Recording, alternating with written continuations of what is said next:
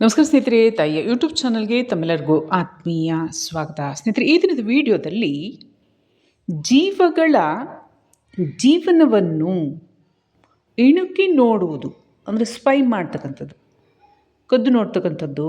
ಈಗ ನೀವು ನೋಡ್ತೀರ ದೇಶಗಳ ಮಧ್ಯೆ ಸಿ ಸಿ ಕ್ಯಾಮ್ರಾ ಆಗಿರ್ಬೋದು, ಫೋನ್ಗಳಾಗಿರ್ಬೋದು, ಸ್ಪೈ ಆ್ಯಪ್ಗಳಾಗಿರ್ಬೋದು, ಇದ್ರ ಮೂಲಕ ಬೇರೊಬ್ಬರ ಜೀವನವನ್ನು ಕದ್ದು ನೋಡ್ತಕ್ಕಂಥದ್ದು, ಆಲಿಸ್ತಕ್ಕಂಥದ್ದು, ಕೇಳ್ತಕ್ಕಂಥದ್ದು. ಅದಕ್ಕೆ ಸಂಬಂಧಪಟ್ಟಂತೆ ಒಳ್ಳೇದು ಮಾಡ್ಬೋದು, ಕೆಟ್ಟದ್ದು ಮಾಡ್ಬೋದು, ಆ ಮನುಷ್ಯನ ಗುಣವೈಖರಿ. ಈ ರೀತಿಯಾಗಿ ಜೀವನವನ್ನು ಒಂದು ಜೀವ ಮತ್ತೊಂದು ಜೀವದ ಮತ್ತೊಂದು ಜೀವ ಇಣುಕು ನೋಡಬಹುದಾ? ಇದು ಸರಿಯೇ ಯಾವ ಬಗ್ಗೆ ಈ ವಿಡಿಯೋದಲ್ಲಿ ತಿಳಿಯೋಣ. ವಿಡಿಯೋ ಇಷ್ಟ ಲೈಕ್ ಮಾಡಿ, ಶೇರ್ ಮಾಡಿ, ಕಮೆಂಟ್ ಮಾಡಿ, ಚಾನಲ್ನ ಸಬ್ಸ್ಕ್ರೈಬ್ ಮಾಡ್ಕೊಳ್ಳಿ ಅಂತ ಹೇಳ್ತಾ ಆಲಿಂತಕ್ಕಂಥ ಬೆಲ್ ಬಟನ್ ಕೂಡ ಕ್ಲಿಕ್ ಮಾಡಿದ್ರಿಂದ ವಿಡಿಯೋ ನೋಟಿಫಿಕೇಶನ್ ತಕ್ಷಣ ಸಿಗುತ್ತೆ. ಹೊಸ ವೀಡಿಯೋಗಳನ್ನು ವೀಕ್ಷಿಸ್ಬೋದು. ನಮಗೆ ಸಮಸ್ಯೆಗಳಿದ್ದಂಥ ಪಕ್ಷದಲ್ಲಿ ಯಂತ್ರ ಮಂತ್ರ ತಂತ್ರಕ್ಕೆ, ಧ್ಯಾನ, ಯೋಗ, ಮುದ್ರಾಭ್ಯಾಸಕ್ಕೆ, ಕುಂಡಲಿ ಶಕ್ತಿ ಜಾಗೃತಿ ಸಂಬಂಧಪಟ್ಟಂತೆ, ಕಾನೂನಾತ್ಮಕ ವಿಷಯಗಳಿಗೆ ಸಂಬಂಧಪಟ್ಟಂತೆ ಈಗ ಅವಕಾಶ ಇರುವುದಿಲ್ಲ. ಆದ್ರೂ ಕೂಡ ಯಂತ್ರ ಮಂತ್ರ ತಂತ್ರಕ್ಕೆ ಸಂಬಂಧಪಟ್ಟಂತೆ, ಧ್ಯಾನ, ಯೋಗ, ಮುದ್ರಾಭ್ಯಾಸ ಸಂಬಂಧಪಟ್ಟಂತೆ, ಹಾಗೆ ವಾಮಾಚಾರ ಇತ್ಯಾದಿ ಸಮಸ್ಯೆಗಳಿದ್ದಂಥ ಪಕ್ಷದಲ್ಲಿ ಸಮಸ್ಯೆಗಳಿದ್ದರೆ 6364205078 ಈ ನಂಬರ್ಗೆ ಕರೆ ಮಾಡಿ ಕನ್ಸಲ್ಟೇಷನ್ ತೊಗೊಂಡು ಮಾತನಾಡ್ಬೋದು. ನೆಗೆಟಿವಿಟಿ ರಿಮೂವ್, ಧೂಪದ ಪೌಡರ್, ವಾಮಾಚಾರ ಸಮಸ್ಯೆ ಇತ್ಯಾದಿ ಸಮಸ್ಯೆಗಳಿಗೆ ಸಂಬಂಧಪಟ್ಟಂತೆ ದೇಹಕ್ಕೆ ಒಂದು ಹೊಗೆಯನ್ನು ತೆಗೆದುಕೊಳ್ತಕ್ಕಂಥದ್ದು, ಹಾಗೆ ಮನೆಗೆ ಹೊಗೆಯನ್ನು ಹರಡ್ತಕ್ಕಂಥದ್ದು. ಇದಕ್ಕೆ ನೆಗೆಟಿವಿಟಿ ರಿಮೂವ್, ಧೂಪದ ಪೌಡರ್ ಇದೆ. ಹಾಗೆ ಹಣಕಾಸಿನ ಸಮಸ್ಯೆ ಇದ್ರಂಥ ಸಮಸ್ಯೆ ನಿವಾರಣೆಗೆ ವಿಶೇಷವಾಗಿ ತಂತ್ರಮಂತ್ರ ಬಾಧೆಗಳು ಮತ್ತು ಅನುಕೂಲವಾಗಿದ್ದರೂ ಕೂಡ ಹೆಚ್ಚಿನ ಅನುಕೂಲಕ್ಕಾಗಿ ಲಕ್ಷ್ಮೀ ಕೃಪಾ ಪ್ರಾಪ್ತಿ ಧೂಪದ ಪೌಡರ್ನು ಕೂಡ ಬಳಸ್ಬೋದು. ಮನೆಯಲ್ಲಿ, ಅಂಗಡಿ, ಮಳಿಗೆ, ಮುಂಗಟ್ಟು, ಹೋಟೆಲ್ ಸ್ಥಳಗಳಲ್ಲಿ, ವ್ಯವಹಾರ ಸ್ಥಳಗಳಲ್ಲಿ ಬಳಸ್ಬೋದು. ಆದರೆ ಕಟ್ಟಡಗಳು ಇರ್ತಕ್ಕಂಥದ್ದು ಅಗತ್ಯ, ಬೀದಿ ಇಂಥ ಜಾಗಗಳಲ್ಲಿ ಆಗೋದಿಲ್ಲ. ಎರಡು ರೀತಿಯಾಗಿ ಆಯಿಲ್ ಇದೆ. ಆತ್ಮ ಸಮಸ್ಯೆಗಳಿದ್ದಂಥ ಪಕ್ಷದಲ್ಲಿ ರೋಗ ರುಜಿನ ಬಾಧೆಗಳು ತುಂಬ ವಿಪರೀತ ಆಗಿರುತ್ತೆ. ಔಷಧಿಗಳ ಮೂಲಕ ಗುಣ ಆಗೋದಿಲ್ಲ ಅಂತ ಸಮಯದಲ್ಲಿ ಎರಡು ರೀತಿಯಾಗಿ ಆಯಿಲ್ ಇದೆ. ದೇಹಕ್ಕೆ ಬೇರೆ, ತಲೆಗೆ ಬೇರೆ. ಇದನ್ನು ಬಳಸ್ಬೋದು, ಅನುಕೂಲವನ್ನು ಪಡೆಯಬಹುದು. ಹಾಗೆಯೇ ಹುಳುಕಲ್ಲಿಗೆ ಸಂಬಂಧಪಟ್ಟಂಥ ಔಷಧಿ ಲಭ್ಯ ಇದೆ. ಹೊಟ್ಟೆಗೆ ಮದ್ದು ಹಾಕಿದಂಥ ಸಮಸ್ಯೆ ನಿವಾರಣೆಗೆ ಔಷಧಿ ಇದೆ.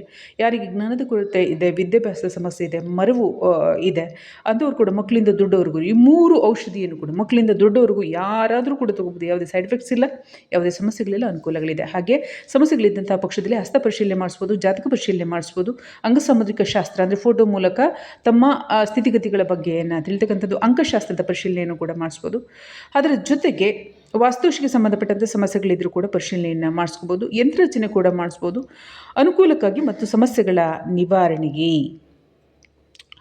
ಈ ಒಂದು ನಂಬರ್ಗೆ, ಈಗ ಹೇಳಿದಂಥ ನಂಬರ್ಗೆ 6364205078 ಈ ನಂಬರ್ಗೆ ಕರೆ ಮಾಡಿ ಆರ್ಡರ್ ಮಾಡ್ಬೋದು. ಈಗ ಹಿಡಿದ ವಿಷಯಕ್ಕೆ ಬರೋಣ. ಜೀವಗಳನ್ನು ಇಣುಕು ನೋಡಬಹುದಾ? ಗಮನಿಸಿ, ಇಡೀ ಭೂಮಂಡಲದಲ್ಲಿ ಈಗ ಸ್ಯಾಟಲೈಟ್ ಮೂಲಕ ಅದಕ್ಕಾದ್ರೆ ನಿರ್ಬಂಧ ಇರುತ್ತೆ. ಇಂಥದ್ದೇ ಕ್ಷೇತ್ರಗಳಿಗೆ ಕನೆಕ್ಟಿವಿಟಿ ಇರಲಿ ಅಂತೇನಾದರೂ ಫಿಕ್ಸ್ ಮಾಡಿದರೆ ಅಷ್ಟೇ ಕ್ಷೇತ್ರಕ್ಕೆ ಕನೆಕ್ಟಿವಿಟಿ ಇರುತ್ತೆ. ಹಾಗೆ ಯಾವುದಾದ್ರೂ ಮೊಬೈಲ್ ನೆಟ್ವರ್ಕ್ಗೆ ಇಷ್ಟೇ ಕ್ಷೇತ್ರವನ್ನು ಅದು ವ್ಯಾಪಿಸಬೇಕು ಅನ್ನೋ ಅಷ್ಟು ಮಟ್ಟಿಗೆ ಕ್ಷಮತೆಯಿಂದ ನಿರ್ಮಾಣ ಮಾಡಿದರೆ ಅದು ಅಷ್ಟೇ ಕ್ಷೇತ್ರವನ್ನು ವ್ಯಾಪಿಸ್ತದೆ. ಅದು ಕೂಡ ಒಂದು ರೀತಿಯಾಗಿ ನಿರ್ಬಂಧಿತ, ಸಂಪೂರ್ಣ ಸ್ವತಂತ್ರ ಅಲ್ಲ, ಪೂರ್ಣ ಎಲ್ಲ ಕಡೆ ಹರಡಿರೋದಿಲ್ಲ. ಆದರೆ ಭೂಮಿಯ ಮೇಲಿನ ಮನುಷ್ಯ ಜೀವಗಳು ನೀರಿನೊಳಗೆ ವಾಸವಿರಲಿ. ಮನುಷ್ಯ ಜೀವಿಗಳು ಏನೋ ಗಾಜಿನ ಮನೆ ಮಾಡ್ಕೊಂಡು ಇದ್ದಾರೆ ಉದಾಹರಣೆಗೆ, ಭೂಮಿಯ ಮೇಲೆ ವಾಸ ಇರಲಿ ಅಥವಾ ಅಂತರಿಕ್ಷದಲ್ಲೇ ಇರಲಿ. ಅಂತರಿಕ್ಷದಲ್ಲಿ ಏನೋ ಒಂದು ಮನೆ ಮಾಡ್ಕೊಂಡು ಇದ್ದಾರೆ, ಏನೋ ಒಂದು ವೆಹಿಕಲ್, ಏನೋ ಒಂದು ವಾಹನ, ಎಂಥದ್ದು ಒಂದು ರಾಕೆಟ್, ಏನೋ ಯಾವ ಜಾಗದಲ್ಲಿದ್ದರೂ ಕೂಡ ಎಲ್ಲಿ ವಾಯುಮಂಡಲದ ಪರಿಧಿ ಇದೆ, ಭೂಮಿನಲ್ಲಿ ವಾಯುಮಂಡಲ ನಿಗದಿತ ಇದೆ, ಆ ವಾಯುಮಂಡಲದ ಪರಿಧಿ ಇದೆ ಅಂದರೆ ಸ್ಕೋಪ್, ವ್ಯಾಪ್ತಿ, ಅದಕ್ಕೆ ಮೇಲ್ಪಟ್ಟು ಕೂಡ ವಿಷಯಗಳು, ಶಬ್ದ ಬ್ರಹ್ಮ ಎಂಬತಕ್ಕಂಥದ್ದು ಎಲ್ಲ ಕಡೆ ಇದೆ. ಶಬ್ದ ಬ್ರಹ್ಮ, ನೀವು ಯಾವುದೇ ಜಾಗದಲ್ಲಿ ಹೋಗಿ ಚಿಟಿಕೆ ಹೊಡೆದ್ರೂ ಶಬ್ದ ಬರುತ್ತೆ. ಅದು ನಮ್ಮ ಭೂಮಿನಲ್ಲೇ ಆಗಬೇಕಂತ ಅಲ್ಲ, ಬೇರೆ ಕಡೆ ಹೊಡೆದ್ರೂ ಕೂಡ ಬರುತ್ತೆ ಶಬ್ದ. ಅಥವಾ ಯಾವುದಾದ್ರೂ ಒಂದು ವಸ್ತುಗಳು ಘರ್ಷಣೆ ಆದ್ರೂ ಕೂಡ ಶಬ್ದಗಳು ಉತ್ಪನ್ನ ಆಗುತ್ತೆ. ಆದರೆ ವಿಷಯಗಳಿಗೆ ಸಂಬಂಧಪಟ್ಟಂತೆ ಶಬ್ದ ಬ್ರಹ್ಮ ಎಂತಕ್ಕಂಥದ್ದೇನಿದ್ದು ಯೂನಿವರ್ಸಾದ್ಯಂತ ವ್ಯಾಪ್ತ ಇದೆ. ಏಕೆಂದರೆ ಎಲ್ಲ ಕಡೆ ದೈವಶಕ್ತಿಗಳಿದ್ದಾರೆ. ಅವರ ವ್ಯಾಪ್ತಿನೇ ಆಗಿದೆ, ಅಗಣಿತವಾಗಿದೆ, ಲೆಕ್ಕ ಹಾಕ್ಲಿಕ್ಕೆ ಆಗೋದಿಲ್ಲ ಮನುಷ್ಯನ ಒಂದು ಕ್ಯಾಲ್ಕುಲೇಷನಲ್ಲಿ. ಆ ರೀತಿಯಾಗಿ ಅಗಣಿತವಾಗಿದೆ. ಅದಕ್ಕೆ ಈ ಚಿಕ್ಕ ಕಣ್ಣಲ್ಲಿ ಈ ಚಿಕ್ಕ ಮನುಷ್ಯನಿಂದ ಅವರನ್ನು ನೋಡಲಿಕ್ಕೆ ಆಗೋದಿಲ್ಲ, ವ್ಯಾಪ್ತಿ ಸಾಕೋಗೋದಿಲ್ಲ. ಹೀಗಿರ್ತಕ್ಕಂಥ ಸಂದರ್ಭದಲ್ಲಿ ಮನುಷ್ಯ ಏನಿದ್ದಾರೆ, ಪ್ರತಿಯೊಬ್ಬರು ಈ ಭೂಮಂಡಲಕ್ಕೆ ಸಂಬಂಧಪಟ್ಟಂಥ ಭೂತತ್ವ ಮತ್ತು ಜಲತತ್ವದಿಂದ ಇರ್ತಕ್ಕಂಥ ಈ ದೇಹ ಆದರೂ ಇದು ಅಸತ್ಯ, ಇದು ಪೂರ್ಣ ಸತ್ಯ ಅಲ್ಲ. ಯಾಕೆ? ಯಾವುದು ಅಗ್ನಿತತ್ವ ಮತ್ತು ವಾಯುತತ್ವಕ್ಕೂ ಕೂಡ ಒಂದು ಪರಿಧಿ ಇದೆ, ಅಗ್ನಿತತ್ವಕ್ಕೆ ಪರಿಧಿ ಇಲ್ಲ. ಹಾಗೆ ಆಕಾಶ ತತ್ವಕ್ಕಂತೂ ಪರಿಧಿನೇ ಇಲ್ಲವೇ ಇಲ್ಲ, ಒಂದು ವ್ಯಾಪ್ತಿ ಅಂತಿಲ್ಲ. ಹಾಗಾಗಿ ಭೂಮಂಡಲದೊಳಗಡೆಯೇ ವಾಯುತತ್ವದ ಒಳಗಡೆಯೇ ಇರ್ತಕ್ಕಂಥ ಜೀವಗಳೆಲ್ಲವೂ ಕೂಡ ಪ್ರತಿಯೊಂದು 24/7 ಕನೆಕ್ಟಿವಿಟಿ ಇದೆ. ಉದಾಹರಣೆಗೆ ಮೊಬೈಲೇ ತಗೊಳ್ಳೋಣ, ಎಲ್ಲ ಕಡೆ ಟವರ್ ಹಾಕ್ಬಿಟ್ಟು ನೆಟ್ವರ್ಕ್ ಕೊಟ್ಬಿಟ್ಟಿರ್ತಾರೆ. ಡಾಟಾ ಆನ್ ಮಾಡಿದ್ರೆ ಮಾತ್ರ ಡಾಟಾ ಆನ್ ಆಗೋದು, ವೀಡಿಯೋಗಳನ್ನು ನೋಡಲಿಕ್ಕಾಗೋದು ಅಲ್ವಾ. ಫೋನಲ್ಲಿ ಕನೆಕ್ಟಿವಿಟಿ ಇದೆ, ಆದರೆ ನೀವು ಚಾರ್ಜ್ ಮಾಡಿಕೊಂಡು ಡಾಟಾ ಆನ್ ಮಾಡ್ಕೋಬೇಕು. ಅದರ ಅರ್ಥ ಏನು? ಪ್ರತಿಯೊಬ್ಬ ಮನುಷ್ಯನಿಗೂ ಪ್ರತಿಯೊಬ್ಬರ ಜೊತೆಗೆ ಆತ್ಮಗಳಿಂದ ಹಿಡಿದು ಪ್ರಾಣಿಗಳಿಂದ ಹಿಡಿದು ಪಕ್ಷಿಗಳಿಂದ ಹಿಡಿದು ಮರ ಗಿಡಗಳಿಂದ ಹಿಡಿದು ಕನೆಕ್ಟಿವಿಟಿ ಇದೆ. ಅದಕ್ಕೆ ನೀವು ಚಾರ್ಜ್ ಮಾಡ್ಕೋಬೇಕು. ಏನು? ದೈವತ್ವದ ಚಾರ್ಜಸ್. ಯಾವ ರೀತಿ? ಹಾಗೆ ಧ್ಯಾನ, ಮಂತ್ರ ಜಪ. ಏಕೆಂದರೆ ಪ್ರತಿಯೊಂದು ಜೀವ ಕೂಡ ಜೀವಬ್ರಹ್ಮ, ನಾದಬ್ರಹ್ಮ, ಆತ್ಮಬ್ರಹ್ಮ. ಹಾಗಾಗಿ ಪ್ರತಿಯೊಬ್ಬರೂ ಕೂಡ ದೈವ ಸಂತಾನ, ಪ್ರತಿಯೊಬ್ಬರೂ ಕೂಡ ಎಲ್ಲ ಸಂಪೂರ್ಣ ಜಾಗೃತ. ಅವ್ರಿಗೆ ಯಾವುದೇ ಸ್ಪೈ ಆ್ಯಪ್ ಬೇಕಾಗಿಲ್ಲ. ಪ್ರತಿಯೊಂದು ಜಾಗೃತ ಜೀವಕ್ಕೆ ಪ್ರತಿಯೊಬ್ಬರ ಜೊತೆಗೆ ಕನೆಕ್ಟಿವಿಟಿ ಇರುತ್ತೆ. ನೀವು ಈಜಿಪ್ಟ್ನಲ್ಲಿ ನೋಡಿದ್ದೀರಾ, ಕೆಲವು ಆಕೃತಿಗಳನ್ನು ನೀವು ನೋಡಿದ್ದೀರಾ, ಅವ್ರಿಗೆ ಬಾಯೇ ಇಲ್ಲ, 2 ಕಣ್ಣು ಮೂಗು ಮಾತ್ರ, ಕಿವಿ ಮಾತ್ರ, ಬಾಯೇ ಇಲ್ಲ. ಹೇಗೆ ಮಾತಾಡ್ತಾ ಇದ್ರು? ಹಾಗಾದರೆ ಕನೆಕ್ಟಿವಿಟಿ. ಅದಕ್ಕೆ ನಾವು ಟೆಲಿಪತಿ ಅಂತ ಕರಿತೇವೆ. ಅವ್ರು ಮಾತಾಡಿದ್ರೆ ಅವ್ರಿಗೆ ಗೊತ್ತಾಗ್ಬಿಡೋದು. ಹೇಗೆ ಗೊತ್ತಾಗೋದು? ಕನೆಕ್ಟಿವಿಟಿ ಇಲ್ಲದೆ ಆಗುತ್ತಾ? ಕನೆಕ್ಟಿವಿಟಿ ಪ್ರತಿಯೊಂದು ಜೀವಕ್ಕಿರುತ್ತೆ. ಪ್ರತಿಯೊಂದು ಜೀವಗಳು ಯಾರು ಯಾವ ಕಾರ್ಯವನ್ನು ಮಾಡ್ತಾ ಇದ್ದಾರೆ, ಅದು ಪ್ರಪಂಚದಾದ್ಯಂತ ಯಾವ ದೇಶದಲ್ಲಿ ಯಾವ ಮೂಲೆಯಲ್ಲೇ ಇರಲಿ, ಜಾಗೃತವಾಗಿರ್ತಕ್ಕಂಥ ಜೀವಗಳು ಯಾರು ಯಾವ ಕೆಲಸವನ್ನು ಹೇಗೆ ಮಾಡ್ತಾ ಇದ್ದಾರೆ. ಕೆಲವರನ್ನು ಕೇಳಿ, ಸಾಮಾನ್ಯದಲ್ಲಿ ಸಾಮಾನ್ಯ ಜೀವನವನ್ನು ಮಾಡ್ತಾ ಇರ್ತಾರೆ, ಆದರೆ ಅವ್ರೇನು ಸಾಮಾನ್ಯ ಅಲ್ಲ. ಅವ್ರ ಕರ್ಮಾನುಸಾರವಾಗಿ ಈ ಭೂಮಿನಲ್ಲಿ ಕಾಲ ಕಳೆಯೋದಕ್ಕೆ ಅಂತ ಜನ್ಮ ತಂದಿರ್ತಾರೆ. ಅವ್ರನ್ನ ಕೇಳಿ, ಅಯ್ಯೋ ನಾವೇನು ಮಹಾ ತಪ್ಪು ಮಾಡ್ತಾ ಇರೋದು, ಎಲ್ಲರೂ ತಪ್ಪು ಮಾಡ್ತಾವ್ರೆ ಅಂತಾರೆ. ಅವ್ರಿಗೇನು ಹೆಚ್ಚು ಟಿ ವಿ ನೋಡೋದಿಲ್ಲ, ಅವ್ರು ಹೆಚ್ಚೇನು ನ್ಯೂಸ್ ನೋಡೋದಿಲ್ಲ, ಅವ್ರಿಗೆ ಹೆಚ್ಚೇನು ರಾಜಕೀಯ ಮಾಹಿತಿ ಇರೋದಿಲ್ಲ, ಅವ್ರಿಗೆ ಹೆಚ್ಚೇನು ಈ ಆಗು ಹೋಗ್ತಕ್ಕಂಥದ್ದು ಇರೋದಿಲ್ಲ. ಆದರೆ ಜೀವಗಳು ಗಮನಿಸ್ತಾವೆ, ಯಾವ ಜೀವಗಳು ಏನು ಮಾಡ್ತಾವೆ. ಏಕೆಂದರೆ ಎಲ್ಲ ಮಾತಾಡ್ಕೊಂಡು ಬಂದಿದ್ದಾರೆ, ಭೂಮಿ ಮೇಲೆ ಜೀವನ ಹೇಗಿರುತ್ತೆ ನೋಡ್ಕೊಂಡು ಬರೋಣ ಅಂತೇಳಿ ಪ್ರವಾಸಕ್ಕೆ ಸಂಬಂಧಪಟ್ಟಂತೆ ಎಲ್ಲ ಹಂಚಿಕೆ ಆಗಿಬಿಟ್ಟಿದ್ದಾರೆ ಎಲ್ಲ ಕಡೆ. ಹಾಗಾಗಿ ಯಾರು ಏನೇನು ಮಾಡ್ತಾರೆ ಅದನ್ನೆಲ್ಲ ಕೂಡ ನೋಡ್ತಾ ಇರ್ತಾರೆ, ಗಮನಿಸ್ತಾ ಇರ್ತಾರೆ.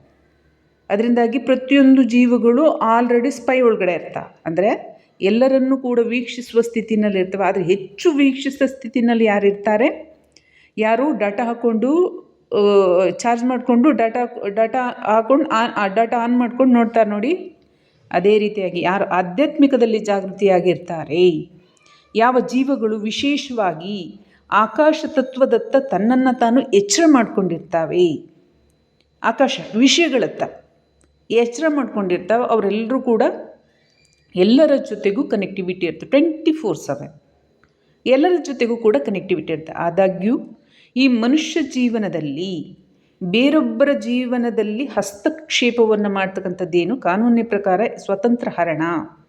ಅಂದರೆ ಅವರು ಸ್ವತಂತ್ರಕ್ಕೆ ಹಾನಿಯನ್ನು ಉಂಟು ಮಾಡ್ತಕ್ಕಂಥದ್ದು ಹೇಗೆ, ಅದೇ ರೀತಿಯಾಗಿ ಜೀವಗಳು 24/7 ಕನೆಕ್ಟಿವಿಟಿ ಇಟ್ಟಿರ್ತಾವೆ.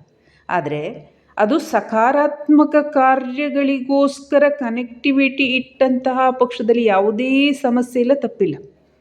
ಏಕೆಂದರೆ ಎಲ್ಲ ಆಲ್ರೆಡಿ ಇರ್ತಾ. ದೇಹನೇ ಸತ್ಯ ಅಲ್ಲ, ದೇಹ ಮಿಥ್ಯ, ಭಗವಂತನೇ ಸತ್ಯ. ಈ ದೇಹ ಮಿಥ್ಯ, ಸುಳ್ಳು, ಭಗವಂತನೇ ಸತ್ಯ. ಅದರಿಂದಾಗಿ ಅಗ್ನಿತತ್ವ, ವಾಯುತತ್ವ ಮತ್ತು ಆಕಾಶ ತತ್ವ ಈ 3 ಸ್ಥಿತಿಯಲ್ಲಿ ಜಾಗೃತಿ ಇದ್ದೇ ಇರುತ್ತೆ. ಅದರಿಂದಾಗಿ ಪ್ರತಿಯೊಬ್ಬರೂ ಕೂಡ ಒಬ್ರನ್ನೊಬ್ಬರು ಗಮನಿಸ್ತಾ ಇರ್ತಾರೆ. ಸಾಮಾನ್ಯ ಜನರನ್ನು ನೀವು ವೀಕ್ಷಿಸಿದಂತಹ ಪಕ್ಷದಲ್ಲೂ ಅವರು ನ್ಯೂಸು ಇತ್ಯಾದಿ ಏನು ನೋಡೋದಿಲ್ಲ, ಅವರನ್ನು ನೀವು ಗಮನಿಸಿ. ಎಲ್ಲರೂ ಈ ಕೆಲಸನೇ ಮಾಡ್ತಾ ಇದ್ದಾರೆ, ನೀವು ತಪ್ಪು ಮಾಡ್ತಾ ಇದ್ದೀರಂದರೆ ನಾವೊಬ್ಬರೇ ಏನು, ಎಲ್ಲರೂ ಇದೇ ಕೆಲಸ ಮಾಡ್ತಾ ಇದ್ದಾರೆ, ನಾವೊಬ್ಬರೇ ಒಳ್ಳೇದು ಮಾಡಲಿಕ್ಕಾಗತ್ತಾ ಎಂಬತಕ್ಕಂಥ ಪ್ರಶ್ನೆಯನ್ನು ಕೇಳ್ತಕ್ಕಂಥದ್ದಿದೆ. ಹಾಗಾದರೆ ಅವ್ರಿಗೆ ಹೇಗೆ ಗೊತ್ತಾಯಿತು? ಪ್ರತಿಯೊಂದು ಜೀವಗಳು ಎಲ್ಲೇ ಇರಲಿ, ನೀರಿನೊಳಗಿರಲಿ, ಭೂಮಿ ಮೇಲಿರಲಿ, ಆಕಾಶದಲ್ಲಿರಲಿ, ಎಲ್ಲೇ ಇರಲಿ, ಪ್ರತಿಯೊಬ್ಬರ ಜೊತೆಗೂ ಕೂಡ ಕನೆಕ್ಟಿವಿಟಿ ಇರುತ್ತೆ. ಅದರ ಪೂರ್ಣ ಜಾಗೃತಿ ಯಾವಾಗ? ಆಧ್ಯಾತ್ಮಿಕದಲ್ಲಿ ಆಕಾಶ ತತ್ವದ ಜಾಗೃತಿಯನ್ನು ಮಾಡಿಕೊಂಡಾಗ, ವಿಷಯಗಳತ್ತ ಹೆಚ್ಚಿನ ಜಾಗೃತಿ ಮಾಡಿಕೊಂಡಂತಹ ಸಂದರ್ಭದಲ್ಲಿ ಅದು ಹೆಚ್ಚಿನ ಪ್ರಮಾಣದಲ್ಲಿ ಜಾಗೃತಿ ಇರುತ್ತೆ, ಕನೆಕ್ಟಿವಿಟಿ ಇರುತ್ತೆ. ಅದರಿಂದಾಗಿ ಪ್ರತಿಯೊಬ್ಬರೂ ಕೂಡ ಕನೆಕ್ಟಿವಿಟಿ ಇರ್ತಾರೆ. ಈಗ ಭೌತಿಕವಾಗಿ ಬಳಸ್ತಕ್ಕಂಥ ವಸ್ತುಗಳ ಮೂಲಕ ಒಬ್ಬ ಮನುಷ್ಯ ಜೀವನವನ್ನು ಹಿಣಿಕಿ ನೋಡ್ತಕ್ಕಂಥದ್ದು ಹಾನಿಕಾರಕ. ಅದು ಸಕಾರಾತ್ಮಕ ಉದ್ದೇಶಗಳಿಗೋಸ್ಕರ, ಒಳಿತಿಗೋಸ್ಕರ ಆ ರೀತಿ ಇದ್ದಂಥ ಪಕ್ಷದಲ್ಲಿ ಯಾವುದೇ ರೀತಿಯಾದಂಥ ಧಾರ್ಮಿಕವಾಗಿ ಆಗಲಿ ಕಾರಣಾತ್ಮಕವಾಗಿ ಆಗಲಿ ತಪ್ಪಲ್ಲ. ಆದರೆ ಯಾವುದೇ ಜೀವಕ್ಕೆ ಪ್ರತ್ಯಕ್ಷ ಪರೋಕ್ಷವಾಗಿ ಹಾನಿ ಮಾಡುವ ಕಾರಣದಿಂದ ಆ ಜೀವಗಳಿಗೆ ಆ ರೀತಿಯ ಕಾರ್ಯವನ್ನು ಮಾಡಿದಂಥ ಪಕ್ಷದಲ್ಲಿ ಯಾವ ಜೀವಗಳು ಕ್ಷಮಿಸೋದಿಲ್ಲ. ದೇಹ ಸತ್ಯ ಅಲ್ಲ. ಜೀವಗಳು ಯಾರು ಯಾವಾಗ ಏನೇನು ಮಾಡ್ತಾ ಇರ್ತಾರೆ ಅಂತೆಲ್ಲವೂ ಕೂಡ ನೋಡ್ತಾ ಇರ್ತಾರೆ. ಜೀವದ ನಂತರ ಕೂಡ ಲೆಕ್ಕಾಚಾರ ಇದೆ. ಅಂಥ ಸಂದರ್ಭದಲ್ಲಿ ಅವರನ್ನು ತಗೋತಾರೆ ಲೆಕ್ಕಕ್ಕೆ. ಆಗ ಮತ್ತೆ ಪುನಃ ಯಾರೇನು ಮಾಡಿದ್ರು ಅವ್ರಿಗೆ ಮರಳಿ ಬರುತ್ತೆ. ಹಾಗಾಗಿ ಈ ಒಂದು ವ್ಯವಸ್ಥೆಯಲ್ಲಿ ಸಕಾರಾತ್ಮಕ ಉದ್ದೇಶಗಳ ನಿಮಿತ್ತ ಜೀವಗಳೆಲ್ಲವೂ ಕೂಡ ಕನೆಕ್ಟಿವಿಟಿ ಇರ್ತಾವೆ. ಅಂಥ ಸಂದರ್ಭದಲ್ಲಿ ಅದರ ದುರ್ಬಳಕೆಯನ್ನು ಯಾವ ಜೀವಗಳು ಕೂಡ ಮಾಡ್ಕೊಳ್ಳೋದಿಲ್ಲ. ಆದರೆ ಮನುಷ್ಯನ ಭೌತಿಕ ವಸ್ತುಗಳ ಮೂಲಕ ಮಾಡ್ಕೊಳ್ತಕ್ಕಂಥ ಇಣುಕು ನೋಟ ಏನಿದೆ ಅದು ಬಾಧೆಗೆ ಒಳಪಡಿಸೋದಾದರೆ ತಿರುಗಿ ಅವರಿಗೂ ಕೂಡ ಬಾಧೆ ಆಗ್ತಕ್ಕಂಥದ್ದು ನಿಶ್ಚಯ. ಜೀವಗಳ ಲೆಕ್ಕಾಚಾರದ ಕರ್ಮದ ಲೆಕ್ಕಾಚಾರದ ಸಮಯದಲ್ಲಿ ಮತ್ತು ಕರ್ಮಗಳಿಗೆ ಒಳಗಾಗ್ತಕ್ಕಂಥದ್ದಿರುತ್ತೆ. ಆದಾಗ್ಯೂ ಕೂಡ ಪ್ರಪಂಚದಾದ್ಯಂತ ಎಲ್ಲ ಜೀವಗಳು ಕೂಡ ಯಾರ್ಯಾರು ಏನೇನು ಮಾಡ್ತಾ ಇದ್ದಾರೆ ಅಂತ ತಿಳಿಯಲಿಕ್ಕೆ ಮತ್ತು ಆ ಶಕ್ತಿ ಇರುವ ಕಾರಣ ಕನೆಕ್ಟಿವಿಟಿಯಲ್ಲಿರ್ತಾರೆ ಅಂತ ಹೇಳಿ ಜೀವಗಳಿಗೆ ಭಯ ಇರುತ್ತೆ, ಮನುಷ್ಯರಿಗೆ ಭಯ ಇರುತ್ತೆ. ನಮ್ಮನ್ನು ಬಿಟ್ಬಿಟ್ಟು ಮುಂದಿನ ಲೋಕಗಳಿಗೆ ಅವರೆಲ್ಲ ಸಾಗ್ಬಿಟ್ರೆ ಅದಕ್ಕೆ ತಕ್ಕನಾಗಿ ನಾವು ಕೂಡ ರೆಡಿ ಆಗಬೇಕು ಅನ್ನೋ ಕಾರಣಕ್ಕೆ ಕನೆಕ್ಟಿವಿಟಿ ಇರ್ತಾರೆ. ಮುಂದಿನ ವಿಡಿಯೋದಲ್ಲಿ ಭೇಟಿಯಾಗೋಣ.